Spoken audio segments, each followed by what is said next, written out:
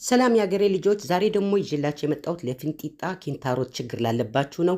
እንደምታዩት ነጭ ሽንኩርት፣ እሬት እና ድንች ነው። ነጭ ሽንኩርቱ ልጣችሁ በሳምንት 3 ቀን ወትፋችሁ መተኛት ነው።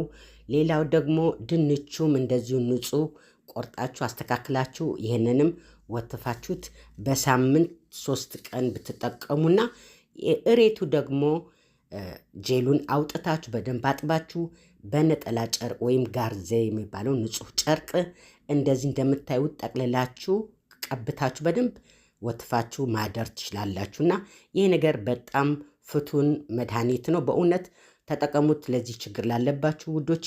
ሌላ በሶስተኛ ወይም ያመጣሁላችሁ ደግሞ የከርቤ ነው። ከርቤ ደግሞ ይኸው እንደምታዩት ንጹህ ከርቤ በደንብ ፈጭታችሁ፣ እኔ ፈጭቼ ነው የምጠቀመው ማለት ሌላ ነገር ግን የኪንታሮት ችግርም የለብኝም።